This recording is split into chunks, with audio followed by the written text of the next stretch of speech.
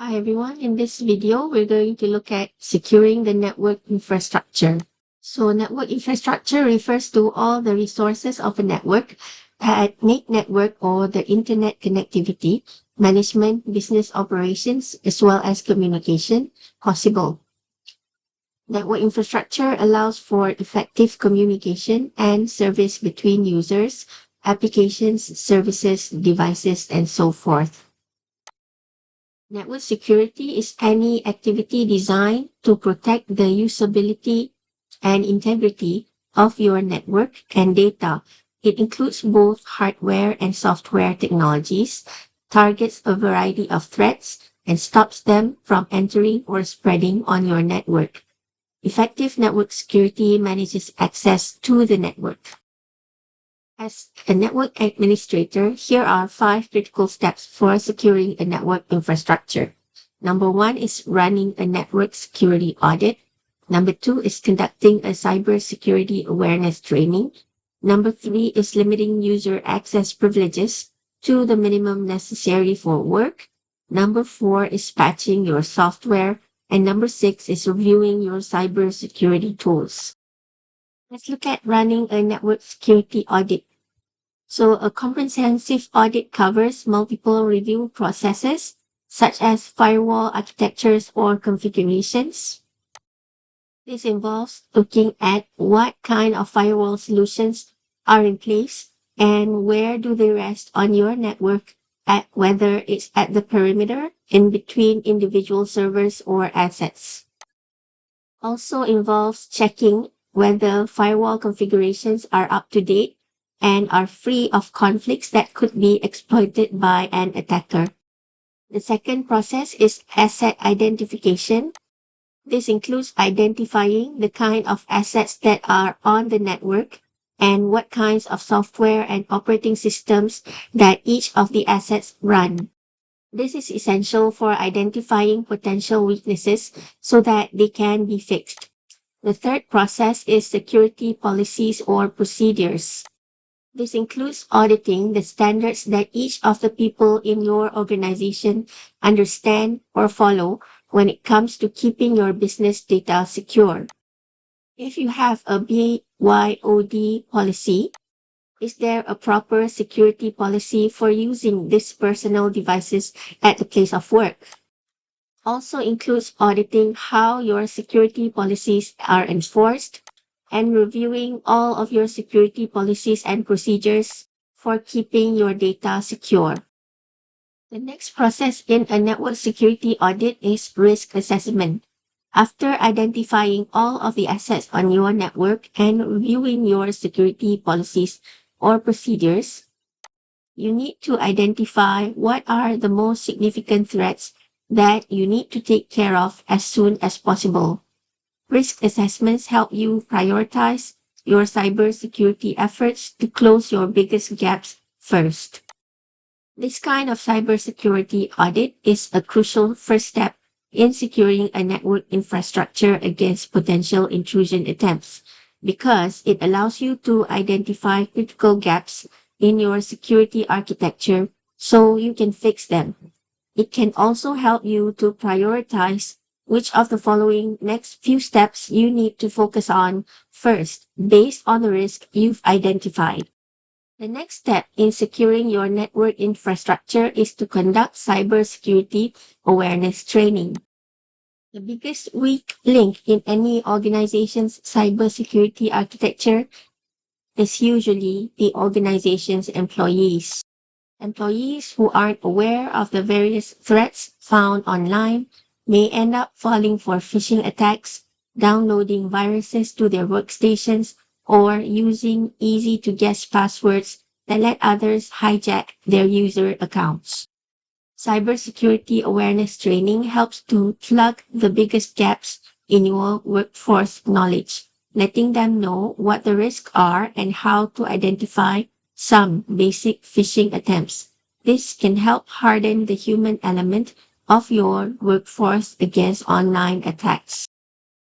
One solution to limit the impact of attacks because of insiders is to deploy a policy of least privilege or POLP to every user account on the network.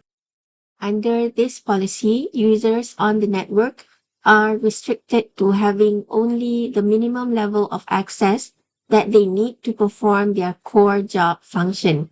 The major benefit of this is that it helps to dramatically reduce the risk of an insider stealing data, especially if your network assets are strictly isolated from one another.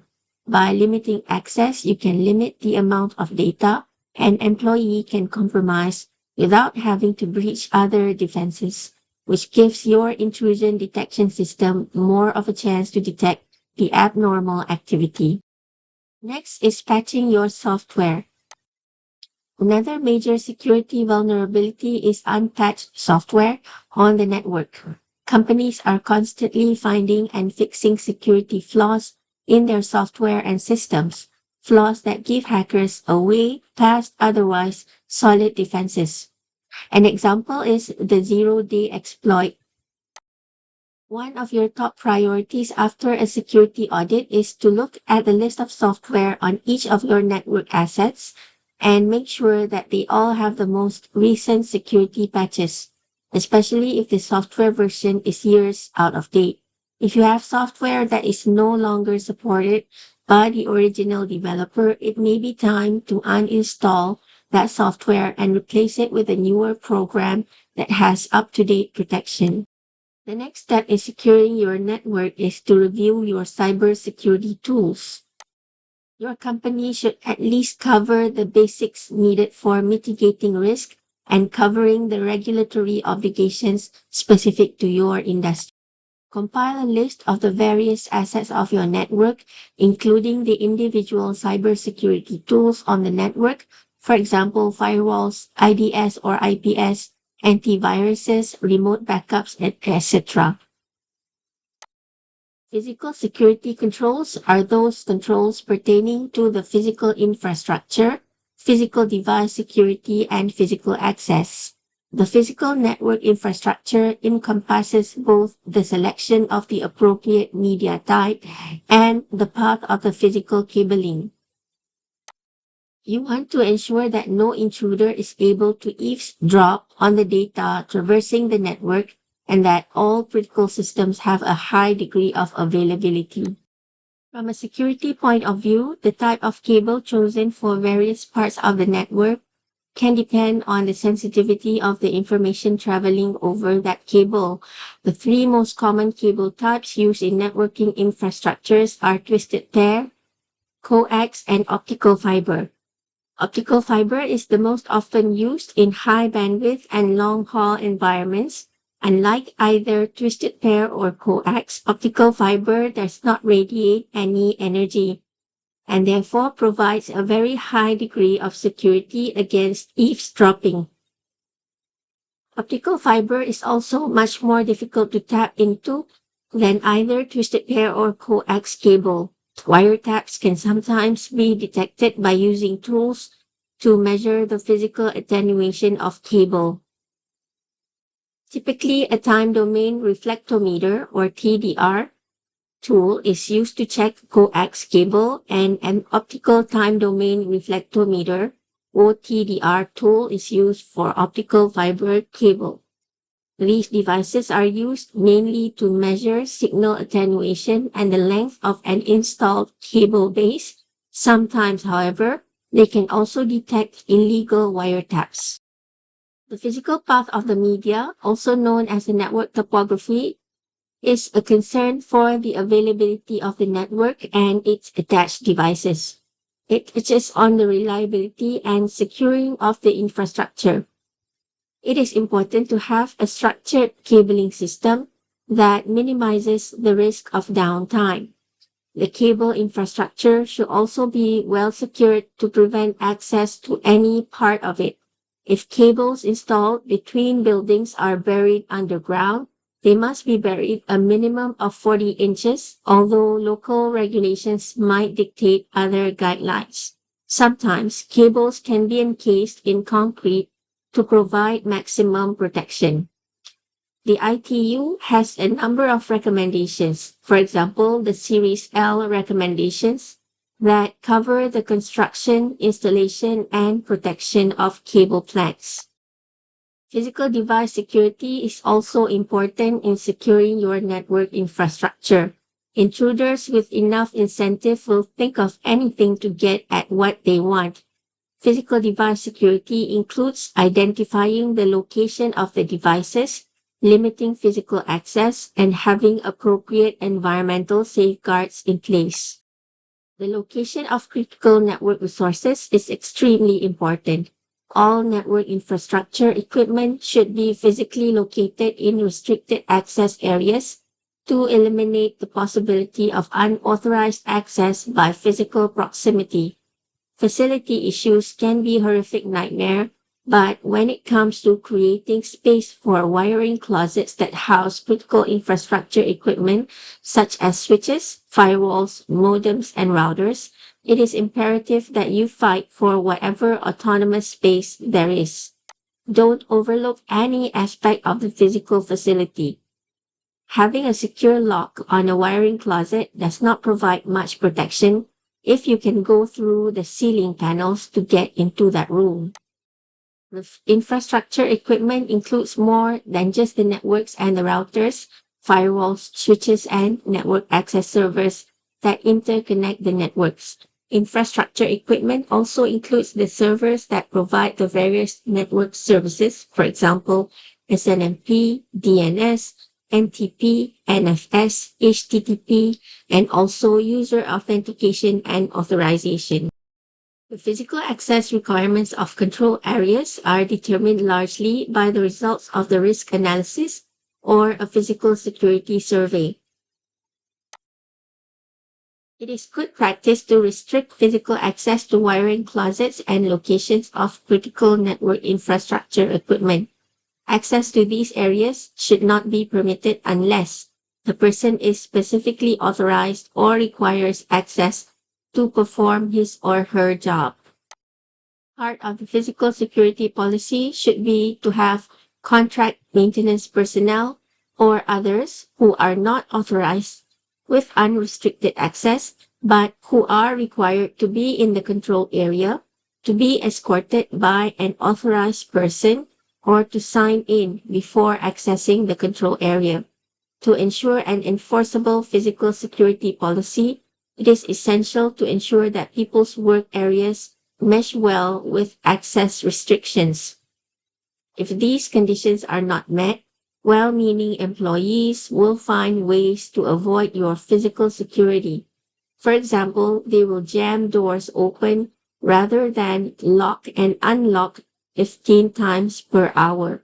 If your facility is providing temporary network access for visitors to connect back to their home networks, plan the service carefully. Define precisely where you will provide it so that you can ensure the necessary physical access security. A typical example is at a large industry meeting. If these meetings are hosted at a corporate facility, the host corporation usually has a network for guests. This network should reside in a single area and access should be given only to conference attendees. Adequate environmental safeguards must be installed and implemented to protect critical network resources. The sensitivity of criticality of the system determines whether a security is adequate. The more critical a system, the more safeguards must be put in place to ensure that the resource is available at the design and implementation of the corporate security policy. At a minimum, you should consider the following environmental safeguards: fire prevention, detection, suppression, and protection, water hazard prevention, detection, and correction, electric power supply protection, temperature control, humidity control, natural disaster protection from earthquakes, lightning, windstorms, and so on, protection from excessive magnetic fields, good housekeeping procedures for protection against dust and dirt. Access to equipment and network segments should be restricted to individuals who require access.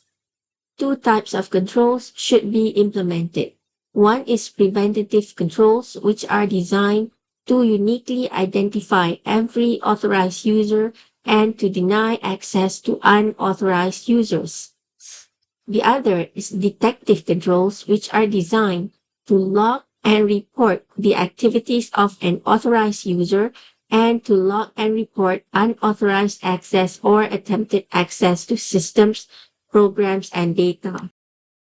For authentication assurance, make sure that passwords be as long as the system supports and as long as the users can tolerate. Change default passwords immediately when you install new network infrastructure equipment. Don't forget to change the passwords for console access and passwords used for maintenance purposes. For any product you buy, find out from the manufacturer whether there are ways to recover passwords and whether there are any ways to access configurations using these passwords.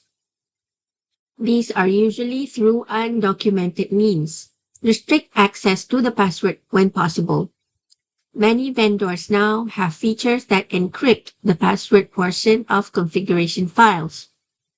Use these features whenever they are available. Provide guidelines for how often a user should change his or her password. It is recommended that passwords be changed at least whenever a privileged account is compromised or when there is a critical change in personnel. It is important for you to disseminate information or guideline on how to choose the appropriate passwords. For infrastructure and data integrity, you want to ensure as best you can that any traffic on the network is a valid traffic. So they can be categorized as expected network traffic, such as supported services, unspoofed traffic, and also data that has not been altered.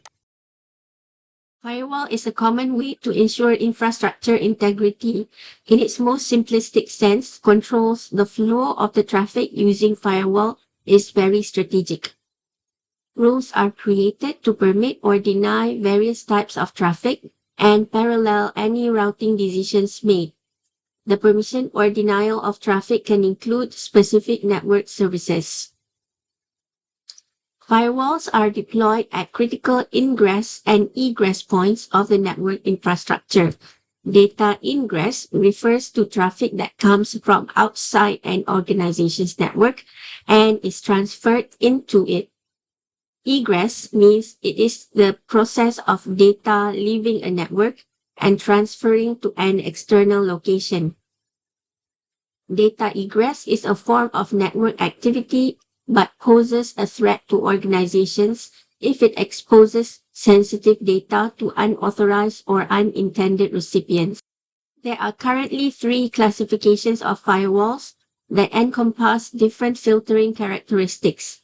The first one is a packet filtering firewall. These firewalls rely solely on the TCP, UDP, ICMP, and IP headers of individual packets to permit or deny traffic. Packet filter looks at a combination of traffic direction, both inbound or outbound, IP source and destination addresses, and TCP or UDP source and destination port numbers. The second type of firewall is circuit filtering. These firewalls control access by keeping state information and reconstructing the flow of data associated with the traffic. A circuit filter won't pass a packet from one side to the other unless it is part of an established connection. The third type of firewall is application gateway. These firewalls process messages specific to particular IP applications. These gateways are tailored to specific protocols and cannot easily protect traffic using newer protocols. Before determining which classifications best fit your environment, examine the traffic flow control you can apply in your environment. Most of the control is based on a combination of the following characteristics: direction of traffic, traffic origin, IP address, port numbers, authentication, and application content. Traffic can be filtered in either the inbound or outbound direction. Generally, inbound traffic comes from an outside untrusted source to the inside trusted network. Outbound traffic comes from inside the trusted network to an outside untrusted network. Whether traffic was initiated from the inside, which is trusted network, or the outside or untrusted network can be a factor in managing traffic flow.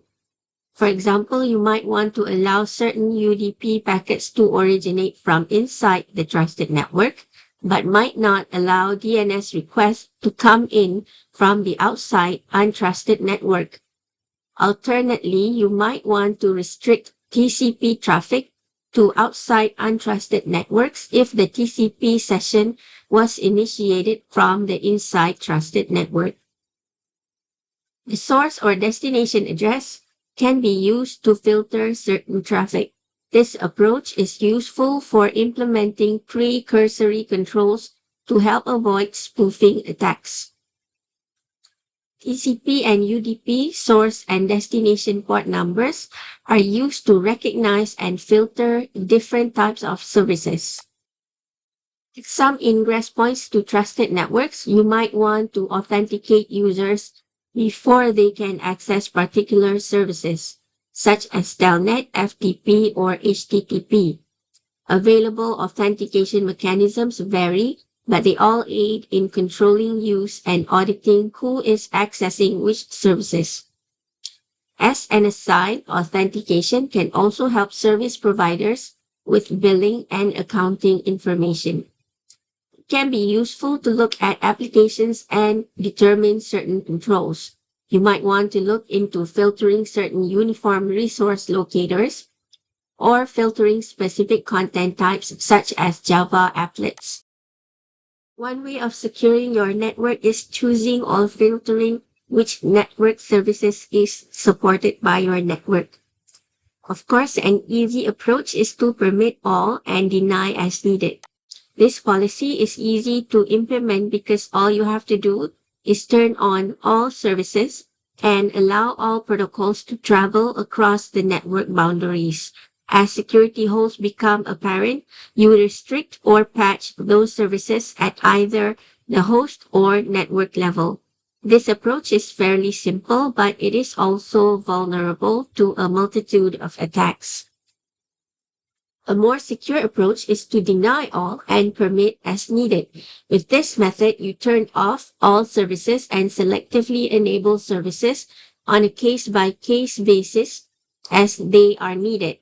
The deny all model is generally more secure than the permit all model, but it requires more work to successfully implement. It also requires a better understanding of the services. If you allow only known services, you provide for a better analysis of a particular service or protocol, and you can design a security mechanism suited to the security level of the site. The following is a guideline of how you want to secure your switch. These are switch security best practices as recommended by Cisco. You can also gain more insights on securing the switch by watching the video in the YouTube link. Here are the guidelines for securing the router, for example, your Wi-Fi router, as recommended by Norton.